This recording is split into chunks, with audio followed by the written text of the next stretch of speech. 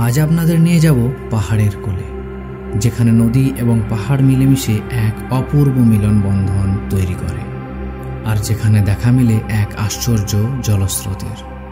ঠিকানা দেব মনমুগ্ধ করা এক সুন্দর কটেজের, যেখানকার ভিউ দেখে আপনিও বলবেন সত্যি কি অসাধারণ। সো বন্ধুরা, welcome to the hidden gem of Jharkhand, Massanjore dam. মন বলছে অনেকদিন ঘুরতে যাওয়া হয়নি, আর এদিকে হাতে সময় মাত্র 2 দিন। একটু খোঁজাখুঁজি করার পর পেলাম একটা দারুণ ঠিকানা, তাই বেশি দেরি না করে বাইক নিয়ে চটপট বেরিয়ে পড়লাম। চারিদিকে সবুজে ভরা প্রাকৃতিক পরিবেশ দেখতে দেখতে 2 ঘন্টা বাইক রাইড করে পৌঁছে গেলাম আজকের ডেস্টিনেশন মাসাঞ্জার।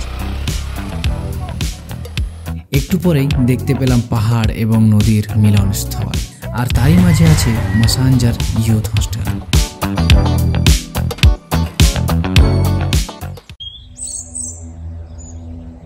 মাসাঞ্জারে কম খরচে থাকার জন্য সবথেকে বেস্ট অপশন হচ্ছে এই ইউথ হোস্টেল।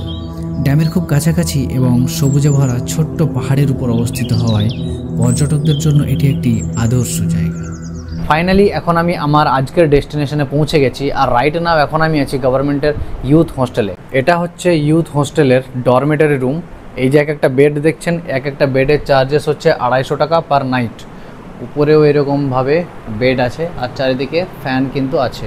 এই সেম স্টাইলে 2টো বেডের রুম পাওয়া যায়, সেগুলো পার নাইট 700 টাকা 800 টাকা চার্জেস পড়ে এই ইউথ হোস্টেলে। এখানে এসে এই হোস্টেলে থাকতে গেলে আগের দিন কিন্তু অনলাইনে বুকিং করে তারপর আসতে হয়। এই জায়গাটিতে রাতে থাকার জন্য খুব একটা কিন্তু অপশন নেই, মানে বেশি পরিমাণে হোটেল নেই, তো আপনার কাছে খুব একটা বেশি চয়েস নেই। এই যে দেখতে পাচ্ছেন গভর্নমেন্টের ইউথ হোস্টেলটা, এটা একদম নিম্ন পরিমাণের। এখানে খাবার দাবারের কোনো ফ্যাসিলিটি নেই, সব কিছু আপনাকে বাইরে থেকে করে আসতে হবে, মানে বাইরে খেয়ে তারপর এখানে আসতে হবে। কিছু আনার হলে সেগুলো বাইরে থেকে নিয়ে আসতে হবে, এখানে কিন্তু কিছু পাবেন না। কিন্তু এটা ছাড়া একটা হাইফাই একদম টপ ক্লাস অপশন আছে, সেটা আপনাদেরকে একটু পরে দেখাচ্ছি। এই হোস্টেলটার স্ট্রাকচার কিন্তু খারাপ নয়, দেখতে খুবই সুন্দর, এবং এর যে গঠন স্ট্রাকচার সেটা কিন্তু খুব ভালো। বাট ওই যা হয়, গভর্নমেন্টের জিনিস মেনটেনেন্স কম, তো ওই কারণেই খুব একটা অবস্থা ভালো নয়। রাতের বেলা ইলেকট্রিসিটি যদি চলে যায় তো এখানে কিন্তু জেনারেটরের কোনো অপশান নেই, কোনো ব্যাকআপ নেই, তো ইলেকট্রিসিটি নেই মানে নেই। আর এই পাহাড়ি এলাকা, এটা ঝাড়খণ্ডের যে পাহাড়ি জায়গা না, এগুলোতে না ইলেকট্রিসিটি একটু প্রবলেম হয়, মানে চলে যায়, তো ওটা একটা ইস্যু এখানে আছে। আর একটা ইম্পর্টেন্ট ইনফরমেশন আপনাদেরকে বলে দিই, এখানে কিন্তু ঘোরার জন্য খুব একটা গাড়ি পাওয়া যায় না, যে শেয়ার কার বা রিজার্ভ করবো দিয়ে ঘুরবো, এখানে অ্যাভেলেবিলিটি কম। তো মেন যে টাউন এলাকা সেই জায়গা থেকে একটু পাওয়া যায়, আর বাকি পায়ে হেঁটে আশপাশটা ঘুরতে হবে। সেরকম যতটুকু শুনলাম বেশি দূর পর্যন্ত যাওয়ার মতো সেরকম কিছু নেই, তো এটা একটু খেয়াল রাখতে হবে। তো বেস্ট হচ্ছে সব থেকে নিজের গাড়িতে আসা, নিজের পার্সোনাল কার হোক বা বাইক হোক, তাতে এলে একটু বেশি এক্সপ্লোর করা যাবে। এবার আশপাশটাকে ঘুরবো, আপনাদেরকে দেখাবো এখানে ঘোরার মতো কি কি আছে বা অ্যাক্টিভিটি করার মতো কি আছে। যেমন এখানে শুনেছি বোট রাইড আছে, সেগুলো দেখবো, আর বাকি যা যা আছে সব কিছু দেখাবো। Let's go guys. হোস্টেল থেকে বেরিয়ে 5 মিনিট বাইক রাইড করে পৌঁছে গেলাম এখানকার সব থেকে ফেমাস লোকেশন। সো আজকের আমাদের ফার্স্ট স্পটে আমি চলে এসেছি। ফার্স্ট স্পট যেটা প্রথম আমি ঘুরতে এলাম সেটা হচ্ছে এখানকার ড্যাম। তো মাসাঞ্জরের যে ড্যাম, সেখানটায় আমি দাঁড়িয়েছি। আমার এই যে সাইডটা, এই দেখুন জল নেই, আর এই দিকটায় জল আছে। তো আমি ড্যামের একদম মাঝ বরাবর দাঁড়িয়ে আছি। এর নিচেই কিন্তু সেই লকগুলো আছে, আর পেছনে ওটা দেখুন। ঝাড়খণ্ডের দুমকা জেলায় ময়ূরাক্ষী নদীর উপর 1956 সালে নির্মাণ করা হয়েছিল এই মাসাঞ্জার ড্যামটিকে। ড্যামটি ময়ূরাক্ষী নদীর বহুমুখী নদী প্রকল্পের একটি অংশ হলেও এটি মূলত সেচ এবং বিদ্যুৎ উৎপাদনের জন্য তৈরি করা হয়েছিল। কিন্তু ড্যামটি শুধুমাত্র তার কাজের জন্যই গুরুত্বপূর্ণ নয়।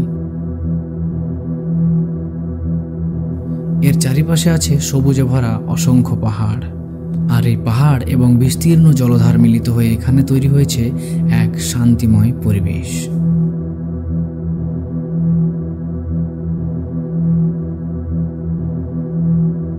ড্যামের উপর থেকে দাঁড়িয়ে জল পড়ার দৃশ্যটা এতটাই আশ্চর্যজনক লাগে যে এখানে আসা প্রতিটা মানুষই অনেকক্ষণ ধরে দাঁড়িয়ে থেকে এটাকেই অনুভব করে।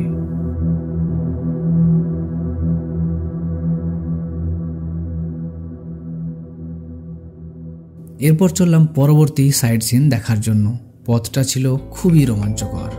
একদিকে নদী, অপর দিকে পাহাড়, আর মাঝখানে একটা ছোট্ট গ্রাম। এই সব কিছু দেখতে দেখতে পৌঁছে গেলাম এক বিশাল আকার ব্রিজে।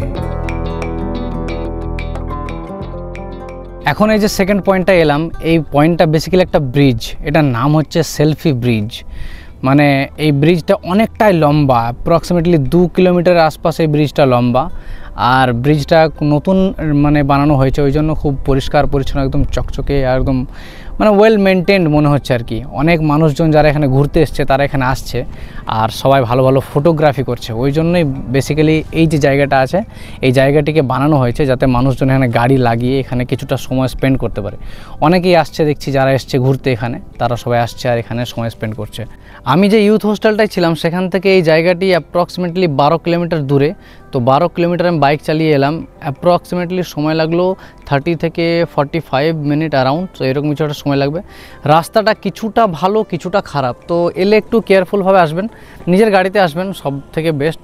দুই পাশে জল আর মাঝখানে এত লম্বা একটা ব্রিজ, দেখে বুঝতেই পারছেন বাইক রাইড করার জন্য এটা সত্যি একটা আদর্শ জায়গা।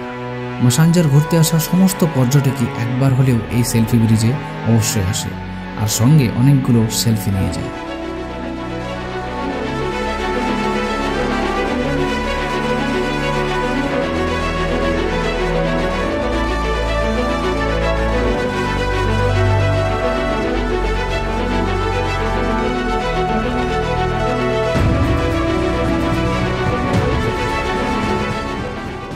এবার চলে এলাম এখানকার অ্যাডভেঞ্চারাস বোট রাইড করার জন্য।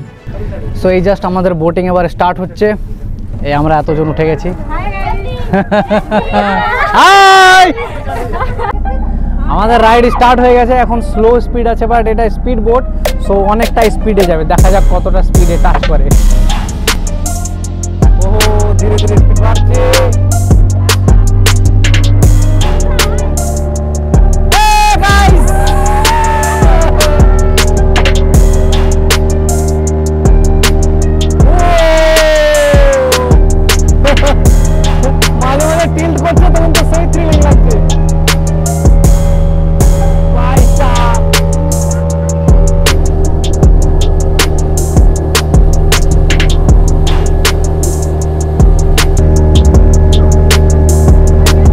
বোটিংটা জাস্ট কমপ্লিট হয়ে গেল, তো এখন নেমে চলে এসেছি। ফাটাফাটি ছিল, একদম অসম যাকে বলে, কি লাগলো, মানে ফুল স্পিডে একদম ঘুরিয়ে আর করে খুব দারুণ এক্সপিরিয়েন্স দিল। কিন্তু এখানে 200 টাকা করে বলবে, ওটা একটু দূরে নিয়ে যাবে, বাট ওটা বার্গেনিং করে 150তে হয়ে যাবে। আর 100 টাকা একটা শর্ট হয়, 100 টাকাও করবেন না, 200টাই করবেন, বাট 150 টাকা দিয়ে ম্যানেজ করে ওটাই চেয়ে পড়বেন। খুব সুন্দর অসাধারণ একটা এক্সপিরিয়েন্স, এটা অবশ্যই করবেন। এখানে থাকার জন্য এই যে ইউথ হোস্টেল, এটা ছাড়া একটা যে টপ ক্লাস আছে সেটা হচ্ছে ইকো কটেজ, ওটা গভর্নমেন্টের তরফ থেকে আর কি। তো ইকো কটেজের যে রেন্ট সেটা হচ্ছে 2500 টাকা পার নাইট, মানে দুজন থাকতে পারবেন একটা রুমে, ফুল এসি কটেজ সিস্টেম, বুঝতে পারছেন।